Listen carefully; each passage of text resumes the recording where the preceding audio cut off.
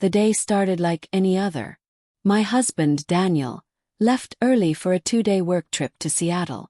We kissed goodbye at the front door, and he promised to text when he landed.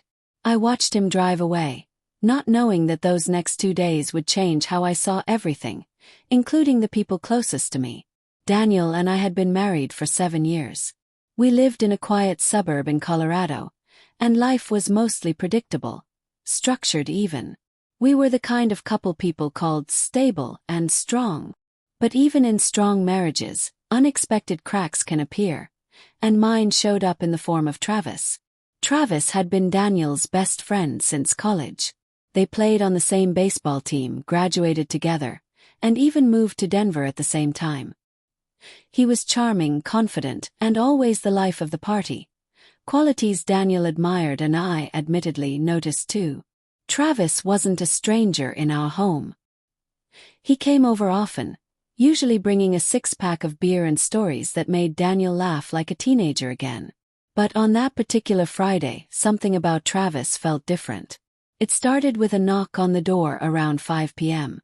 I wasn't expecting anyone. I had planned a quiet evening with takeout and maybe a romantic comedy on Netflix. When I opened the door, Travis stood there with his usual cocky grin and a pizza box in hand. "Daniel said he's out of town," he began, stepping inside without waiting for an invitation. "Figured you could use some company." Smiled, half nervous. "You didn't have to do that. Come on, Claire. I'm not gonna let you sit here bored out of your mind." Despite my gut telling me something was off, I let him stay. We ate the pizza and drank the wine I had originally poured for myself. The conversation was casual at first. Work stuff, old college stories, and Daniel's habit of never packing enough socks. But then Travis started asking questions that felt more personal. "Do you ever miss how exciting things were before marriage?" he asked. His tone laced with curiosity but eyes locked on mine. Pause. "Marriage can still be exciting," I replied carefully. "Yeah, but I mean, do you ever feel like something's missing?" His question lingered like the scent of wine on my breath. I stood to collect the empty plates, trying to shift the energy. But he followed me into the kitchen. "You know, Daniel talks about you all the time," he said, his voice softer. "Says you're everything he ever wanted." Turned surprised. "That's sweet of him. He's right, you know." Travis's eyes stayed on me a beat too long. "You're amazing." There was a silence that felt too full. I tried to brush past him, but he reached gently for my wrist. "Claire." I pulled my hand away. "Travis, you've had too much to drink." He nodded, stepping back slightly, his expression unreadable. "You're right. I should go." I didn't sleep much that night. My thoughts kept spiraling. What was that? Was it just wine talking? Or had Travis always looked at me that way? The next morning he texted. "Travis. Hey. Sorry about last night. Don't want things to be weird." Me. "It's fine. Let's just forget it." But forgetting it wasn't easy. Later that day, while I was rearranging the books on our living room shelf, the doorbell rang again. It was Travis. He looked different. Apologetic, sober, nervous. "I needed to apologize in person," he said. "I was out of line." I hesitated, then let him in. "I would never do anything to hurt you or Daniel," he continued. "You both mean too much to me. I crossed a line, and I hate that I made you uncomfortable." His apology felt genuine. I nodded slowly. "Thank you. That means a lot."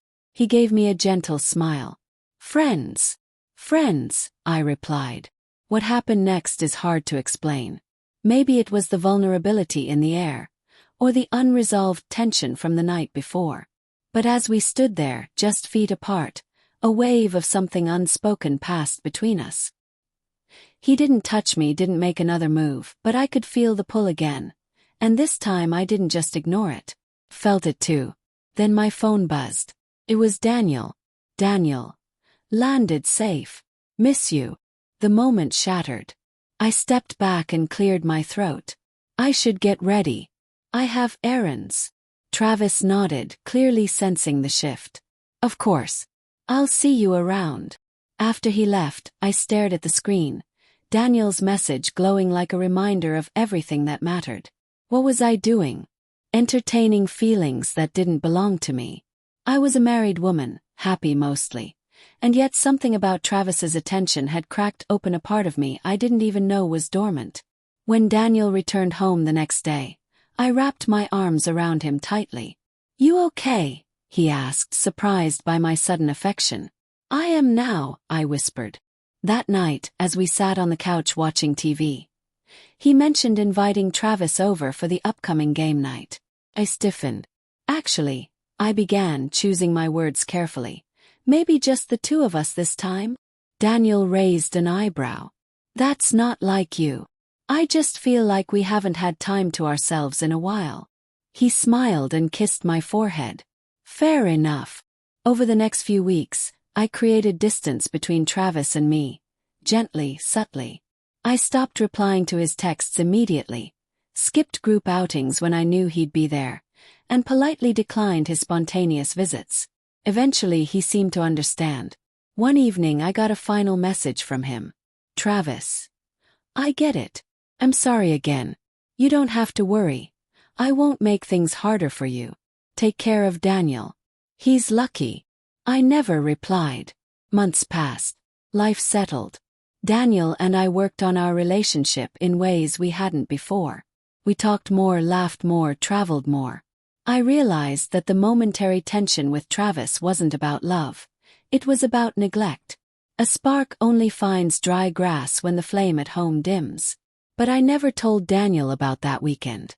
Not because I wanted to hide it from him, but because sometimes a close call is enough to wake you up. It's not about what did happen. It's about what almost did. And that's unthinkable enough.